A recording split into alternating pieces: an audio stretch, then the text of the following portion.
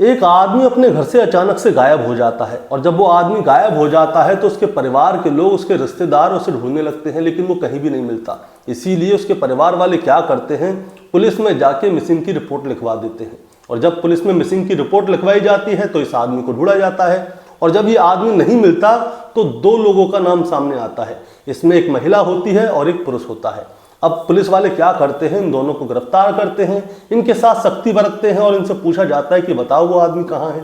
इसके बाद ये दोनों लोग जो हैं पुलिस वालों की टीम को एक घर पे लेके जाते हैं और बताते हैं कि वो आदमी वही है। अब पुलिस की टीम इनके साथ उस घर पे जाती है। अब महिला आंगन में खड़ी हुई होती है और जो आदमी है इसके साथ का, जो पुलिस ने गिरफ्तार किया है, वो झीने के रास्ते ऊपर जाने लगता है। उसके साथ पुलिस वाले भी ऊपर जाने लगते हैं। अब ये आदमी इधर उधर देखता है, पुलिस वालों की नज़र इसके ऊपर होती है और इससे पूछते हैं कि बताओ वो आदमी कहाँ है। तभी क्या होता है दोस्तों, उस घर के पीछे एक बहुत ही गंदा नाला था। ये आदमी क्या करता है, छत से ही छलांग लगा देता है उस नाले में और उस नाले में जाके कूद जाता है और उस नाले की बगल में खाली मैदान था, उस मैदान में होके भाग जाता है। पुलिस वाले कुछ कर पाते उससे पहले ही आदमी वहां से भाग जाता है। पुलिस वाले उसे पकड़ नहीं पाते।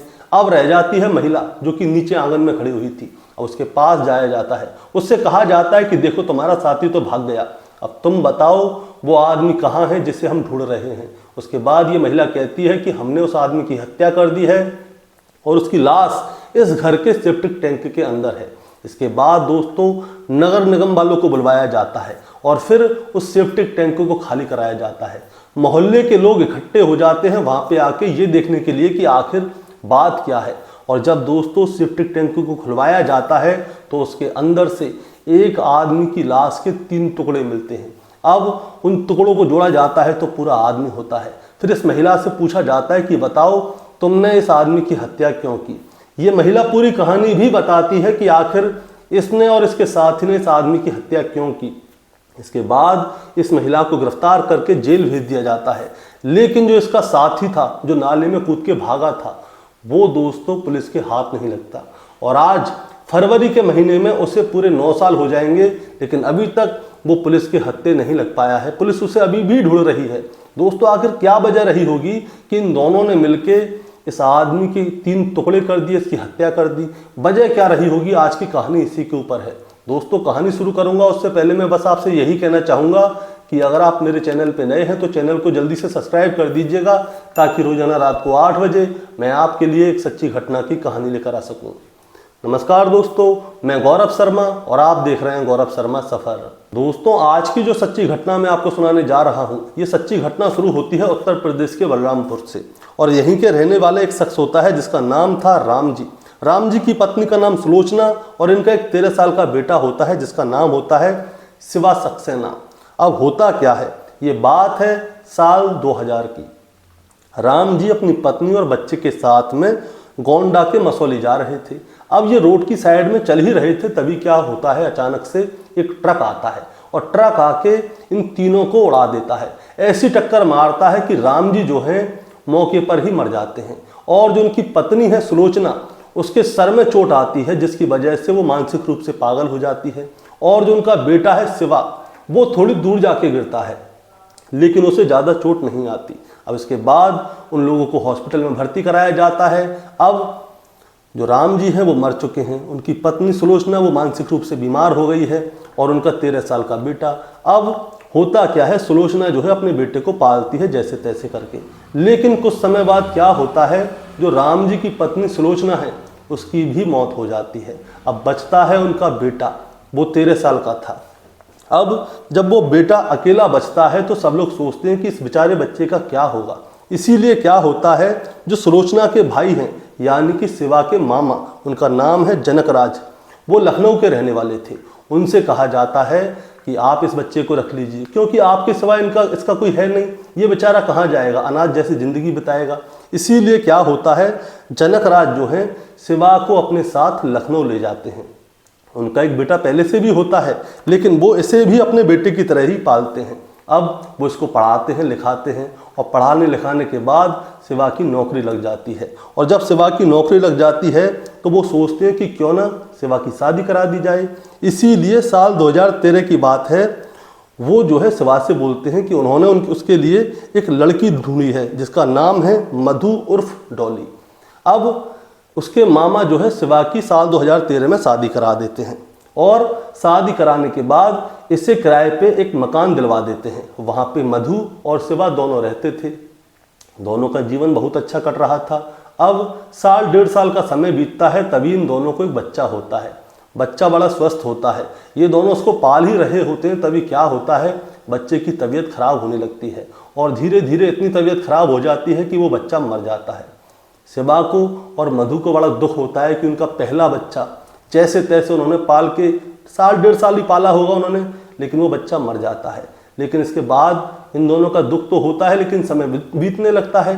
थोड़े समय बाद मधु की कोख में फिर से एक और बच्चा आ जाता है और बच्चा दोबारा से जन्म लेता है। और जब वो बच्चा जन्म लेता है तो ये उस बच्चे की और भी अच्छी तरह से परवरिश करते हैं, लेकिन वो भी बेचारा बच्चा साल 1.5 साल ही जी पाता है। लेकिन इसके बाद वो बच्चा भी मर जाता है। यानी कि इनको 2 बच्चे हुए थे और वो सिर्फ साल 1.5 साल जी पाते थे, वो मर जाते थे। दोनों बड़े दुख में रहने लगे कि आखिर हो क्या रहा है, उनकी किस्मत में ऐसा क्या लिखा है। 2 बार बच्चा हुआ और दोनों बार ही मर गया। अब ये दोनों अपना जीवन काट ही रहे थे, तभी एक दिन क्या होता है, जो मधु है वो अपने पति से बोलती है शिवा से कि उसकी एक मौसी है जो कि लखनऊ के राजेंद्र नगर में रहती है, जिसका नाम है रंजना। रंजना क्या है, लिफाफे बनाने का काम करती है। अगर आप कहो तो मैं मौसी के पास चली जाऊं और उनके यहाँ पे लिफाफे बनाने का काम कर लिया करूं। तो शिवा कहता है कि कोई दिक्कत नहीं है, तुम कर लिया करो। इसीलिए मधु क्या करती थी, रंजना के घर पे जाती थी, अपनी मौसी के घर पे, और वहाँ पे जाके लिफाफे बनाया करती थी। और कभी कभी वहाँ से जो सामान है लिफाफे बनाने के, कागज़ वगैरह, उनको अपने घर पे ले आया करती थी, वहाँ पे जाके बनाया करती थी। क्योंकि जो उसका पति है शिवा, वो काम के सिलसिले में ज़्यादातर बाहर रहता था। इसका बेचारी का अकेला मन लगता नहीं था। 2 बच्चे हुए थे, वो भी मर गए थे। अब समय कैसे काटे, तो वो क्या है, लिफाफे बनाती थी। इससे उसका समय भी कट जाता था और कुछ पैसे की आमदनी भी हो जाती थी। अब ऐसे ही समय गुजर रहा था। इसकी मौसी का एक लड़का है जिसका नाम है नीरज। नीरज जो है वो लिफाफों को इकट्ठे करके मार्केट में सप्लाई करने का काम करता था और वो जगह जगह पे माल सप्लाई भी करता था और जो मधु है उसका साथ भी देता था। होता क्या था, जैसे माल लेके आना जाना है, अब अकेली महिला है, क्या करना, मौसी की लड़की है, बहन समान है, तो ये क्या है, मधु का बहुत साथ देता था। अब सब कुछ बहुत सही चल रहा था। लेकिन जब ये मधु का साथ दे रहा था तो मधु के बीच में और इसके बीच में क्या है, दोस्ती हो जाती है। और दोस्ती कुछ ज़्यादा ही बढ़िया वाली हो जाती है। इन दोनों के बीच में प्यार पनपने लगता है, लेकिन इसके बारे में किसी को कुछ भी नहीं पता था। अब तारीख आती है 16 अक्टूबर 2016। 16 अक्टूबर 2016 को क्या होता है, जो मधु का पति है शिवा, उसे किसी काम से बाहर जाना था। अब वो मधु से कहता है कि ऐसा है, मैं 1-2 दिन के लिए बाहर जा रहा हूँ और तुम अपना ख्याल रखना, ठीक है। इसीलिए 16 अक्टूबर की शाम को शिवा अपने घर से चला जाता है। अब इधर से जो मधु है वो अपनी मौसी के लड़के नीरज को फ़ोन कर देती है, जिससे वो प्यार करती है। नीरज उससे पूछता है कि जीजा जी कहाँ हैं, तो वो कहती है कि वो जो है 1-2 दिन के लिए बाहर गए हैं, इसलिए तुम आना चाहो तो आ जाओ। अब नीरज क्या करता है, रात को ही घर पे पहुंच जाता है और फिर वो अपनी मौसी की लड़की के साथ कमरे में ही रुक जाता है। लेकिन दोस्तों क्या होता है, जो उसका पति है शिवा, जिस काम के लिए गया था वो काम हो जाता है कैंसिल। उसे रास्ते में पता चल जाता है कि ये काम होना नहीं है, इसीलिए वो क्या करता है, वो रात को ही वापस घर लौट आता है। अब रात ज़्यादा हो जाती है और जब रात ज़्यादा हो जाती है तो शिवा सोचता है कि मैं अपनी पत्नी को परेशान क्यों करूं, वो अपने आप ही घर में घुस जाएगा। तो वो क्या करता है, गेट को फांग के घर में घुस जाता है और वो अपनी पत्नी को सरप्राइज देना चाहता था कि वो रात को ही देखो वापस आ गया। अब वो जैसे ही दरवाजे के पास जाता है और कान लगा के सुनता है तो घर के अंदर से अजीब अजीब सी आवाज़ें आ रही थी। उन आवाज़ों को सुनकर नीरज चौंक जाता है कि शिवा चौंक जाता है कि आखिर उसकी पत्नी के साथ कमरे में कौन है। उसे बहुत ज़्यादा गुस्सा आ जाती है, इसीलिए शिवा क्या करता है, दरवाजे में बहुत ज़ोर से लात मारता है, जिसमें कि एक ही लात में दरवाज़ा खुल जाता है। और जैसे ही दरवाज़ा खुलता है तो अंदर का नज़ारा देखकर शिवा की आंखें फटी की फटी रह जाती हैं। जो उसकी पत्नी है मधु, अपने ही मौसी के लड़के के साथ में हम बिस्तर हो रही थी। उनके शरीर पे एक भी कपड़ा नहीं था और वो दोनों शारीरिक संबंध बना रहे थे। ये देखकर शिवा को आ जाती है बहुत ज़्यादा गुस्सा और इधर मधु और उसकी मौसी का लड़का नीरज, ये दोनों भी चौंक जाते हैं कि आखिर ये शिवा कहाँ से आ गया। अब शिवा जो है मधु को बुरी बुरी तरह से डांट रहा था, फटकार रहा था। मधु उसके आगे हाथ पैर जोड़ रही थी और जब मधु उसके पास आने की कोशिश करती थी तो शिवा उसके मुंह पे थप्पड़ मार दिया करता था। और इधर जो नीरज है उसकी मौसी का लड़का, वो भी शिवा को समझाने की कोशिश कर रहा था। तो शिवा क्या करता है, नीरज के मुंह पे भी 2-3 थप्पड़ मार देता है, लात मारता है, घुसा मारता है।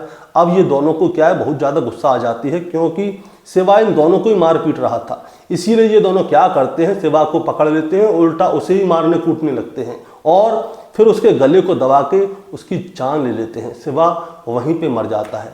अब शिवा मर तो जाता है लेकिन ये सोचते हैं कि अब इसकी बॉडी का करें तो करें क्या। रात कट जाती है जैसे तैसे। अब अगला दिन आता है और अगले दिन ये दोनों उस बॉडी को घर के अंदर ही रखते हैं और अपने अपने काम पे चले जाते हैं। अब जो नीरज है वो मधु की मौसी का लड़का है, उसके घर पे आता जाता था, अड़ोसी पड़ोसियों को कोई उसके ऊपर शक नहीं होता क्योंकि जो है मधु का भाई है, मौसी का लड़का भाई है। अब होता क्या है, उस रात को आते हैं, इसके दूसरे दिन अब रात के समय पे आते हैं तो नीरज और मधु क्या करते हैं, प्लानिंग करते हैं कि इस लाश को कहाँ पे ठिकाने लगाएंगे। तभी इन लोगों ने प्लानिंग की कि शिवा की लाश को काट के घर के ही सेप्टिक टैंक में डाल देते हैं और रात को ये शिवा की लाश के 3 टुकड़े करते हैं। उसके बाद सेप्टिक टैंक को खोलते हैं और उसके अंदर उसकी लाश को डाल देते हैं और ऊपर से ढक्कन लगा देते हैं और इसके बाद ऐसे जीते हैं कि मानो कुछ हुआ ही नहीं है, किसी को कुछ पता ही नहीं है। इसके बाद क्या होता है दोस्तों, रोजाना दिन कट रहे थे। अब मधु से लोग पूछते थे कि तुम्हारा पति शिवा कहाँ है, तो वो सबको क्या है ये कहती थी कि मेरा पति जो है काम के सिलसिले में बाहर गया हुआ है इसलिए आया नहीं है। अब इसी बीच में तारीख आ जाती है 19 अक्टूबर 2016। 19 अक्टूबर 2016 को करवा चौथ था और करवा चौथ वाले दिन उसकी अड़ोसन पड़ोसन सब उससे पूछ रहे थे कि मधु तुम्हारा पति नहीं आया, तो वो कहती है कि काम के सिलसिले में बाहर फंसे हुए हैं, वो आ नहीं पा रहे, लेकिन मैं करवा चौथ रखूंगी अपने पति की लंबी उम्र के लिए। अब मधु जो है करवा चौथ का व्रत भी रखती है और सबके साथ गाती बजाती भी है और बड़ी खुश दिखती है और सबसे यही कहती है कि मेरा पति जो है काम के सिलसिले में बाहर गया हुआ है। लेकिन वो किसी को ये नहीं बताती कि उसी ने उसके अपने पति की हत्या करके उसको सेप्टिक टैंक में डाल दिया है। अब सब कुछ ठीक चल रहा था। होता क्या है, जो उसका भाई है नीरज, वो जब भी उसके घर पे आता था तो अड़ोसी पड़ोसी उसे देखते तो थे लेकिन कोई कुछ कहता नहीं था। लेकिन इन दोनों के मन में ये आ रहा था कि कहीं ऐसा ना हो अड़ोसी पड़ोसियों को कोई शक हो जाए। इसीलिए क्या होता है, 15-20 दिन बाद ये अपने मकान मालिक से कहते हैं कि हमें जो है मौसी के घर के पास ही एक और अच्छा घर मिल रहा है, इसीलिए हम आपके घर को खाली करना चाहते हैं, हम वहाँ पे शिफ्ट होना चाहते हैं। तो मकान मालिक भी कहता है कि भाई कर दो खाली, उसे कोई टेंशन नहीं है। अब ये लोग क्या करते हैं, उस मकान को खाली करके दूसरी जगह पे मकान ले लेते हैं और वहाँ पे जाके रहने लगते हैं। अब जो पुराना वाला मकान है वहाँ पे तो सब लोग शिवा को जानते थे, लेकिन जो नया वाला मकान है वहाँ पे कोई भी शिवा को नहीं जानता था। वहाँ पे सब लोगों को ऐसा लगता था कि जो मधु का पति है वो रंजीत है और नीरज है। नीरज जो है उसके घर पे आता जाता था, लेकिन नीरज उसकी मौसी का लड़का था। नीरज को देख के सबको यही लगता था कि ये इसका पति है। लेकिन होता क्या है, अब जो मधु का सगा भाई है जिसका नाम है मोहित क्या करता है, अपने जीजा को बार बार फ़ोन करता है किसी काम से, लेकिन उसके मोबाइल जो है स्विच ऑफ होता है। इसीलिए 10 नवंबर 2016 को मोहित अपनी बहन मधु के पास जाता है, उससे जाके पूछता है कि जीजा जी का मोबाइल स्विच ऑफ क्यों जा रहा है, मैं उनको बार बार फ़ोन कर रहा हूँ, मुझे उनसे ज़रूरी काम है लेकिन मोबाइल स्विच ऑफ जा रहा है, मेरी उनसे बात कराओ। तो मधु कहती है कि वो किसी काम में फंस रहे होंगे, मोबाइल ऑन होते ही तुमसे बात कर लेंगे। लेकिन मोहित जो है बार बार अपनी बहन के ऊपर प्रेशर डालता है कि आखिर इतने दिन कहाँ गायब हो गए जीजा जी, ना किसी को दिख रहे हैं ना किसी से बात कर रहे हैं, आखिर वजह क्या है। अब इसके बाद क्या होता है दोस्तों, वो जैसे तैसे अपने भाई मोहित को समझा देती है और तारीख आती है 12 नवंबर 2016। 12 नवंबर 2016 को वो नज़दीकी पुलिस स्टेशन जाती है, एक लेटर पे लिख के जाती है कि मेरा पति ऐसे ऐसे इतने दिन से गायब है, हम उसे ढूंढ रहे हैं, फलान फलान ढिकान, और उसे पुलिस स्टेशन में जाके थानेदार साहब को दे देती है और उनसे कहती है कि मेरा पति कई दिनों से गायब है, कृपया करके आप उन्हें ढूंढ दीजिए। थानेदार साहब उसकी लिखित रिपोर्ट को अपने पास रख लेते हैं और उससे आश्वासन दे देते हैं कि हम ढूंढ देंगे, तुम जाओ। लेकिन थानेदार साहब ना तो उसकी रिपोर्ट पे कोई ध्यान देते हैं, ना उसके ऊपर कोई ध्यान देते हैं और उसे फ्री कर देते हैं। और इधर मधु भी मधु भी अपनी खाली खाना पूर्ति करके आई थी वहां पे एक लेटर देके लिखित में, और उसके बाद उसने थाने जाना बिल्कुल सोचा ही नहीं, क्योंकि उसने तो अपने पति की हत्या की है और वो बार बार जाएगी तो फिर पुलिस वाले काम भी करेंगे, इसीलिए मधु भी शांत हो जाती है। लेकिन समय गुजरने लगता है, और जब समय गुजरने लगता है तो तारीख आती है 26 फरवरी 2017। 26 फरवरी 2017 को जो शिवा के मामा हैं, जिन्होंने उसे बचपन से पाला था, जिनका नाम है जनक राज, वो जो है वो चले जाते हैं थाने, और थाने में जाके कहते हैं कि मेरा एक भांजा है जो जिसका नाम है शिवा, और वो 4-5 महीने से गायब है, हम हर जगह ढूंढ लिए लेकिन वो कहीं मिल नहीं रहा है, और मुझे शक है कि मेरी बहू ने शायद कुछ कर दिया है, आप उसे ढूंढिए कैसे भी करके, चाहे कुछ भी हो जाए, मेरा भांजा कहाँ गायब हो गया। इसके बाद पुलिस वाले जो है मामा की बात पर ध्यान देते हैं, क्योंकि मामा ने पूरे प्रॉपर तरीके से रिपोर्ट लिखवाई थी, और इसके बाद में मधु को गिरफ्तार करते हैं, और मधु के साथ में नाम आता है उसकी मौसी के लड़के नीरज का, और नीरज और मधु को गिरफ्तार करते हैं, इनके साथ में सख्ती बरतते हैं, और उनसे पूछा जाता है कि बताओ शिवा कहाँ है। अब जब इन दोनों से पूछा जाता है तो ये दोनों क्या करते हैं, पुलिस को लेके अपने पुराने वाले घर पे जाते हैं जहाँ पे ये पहले किराए पे रहते थे, और कहते हैं कि शिवा वहीं पे है और हमने उसकी हत्या कर दी है। अब पुलिस इनके साथ जाती है, तो जो नीरज है वो छत पे चला जाता है पुलिस वालों को लेके, मधु नीचे ही रहती है, लेकिन नीरज क्या करता है, छत पे से पीछे जो गंदा नाला था उसमें जंप मारता है और भाग जाता है। पुलिस वाले देखते कि देखते रह जाते हैं। अब नीचे रह जाती है शिवा की पत्नी मधु। मधु से कहा जाता है कि देखो तुम्हारा साथी तो भाग गया, अब तुम बताओ कि शिवा कहाँ है।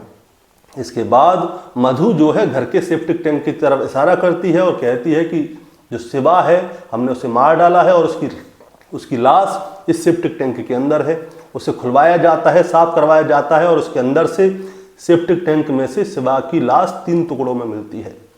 मधु को गिरफ्तार कर लिया जाता है। अब ढूंढा जाता है नीरज कहाँ गया। नीरज का घर जो है दोस्तों नाका थाना क्षेत्र के राजेंद्र नगर में है। अब पुलिस जो है सीधे राजेंद्र नगर जाती है, और वहां पे जाके उन्हें मिलती है नीरज की माँ रंजना, जो कि मधु की मौसी है। उससे पूछा जाता है कि तुम्हारा बेटा नीरज कहाँ है। तब रंजना एक नई कहानी सुना देती है। वो कहती है कि नीरज जो है मेरा सगा बेटा नहीं है, वो तो मेरे घर के पीछे जो है झोपड़ी झुग्गी है, मेरी कोई औलाद नहीं है, झोपड़ी झुग्गी है, वहां पे रहता था, मुझे अच्छा लगता था इसलिए मैंने उसको गोद ले लिया। नीरज मेरा कोई सगा बेटा नहीं है।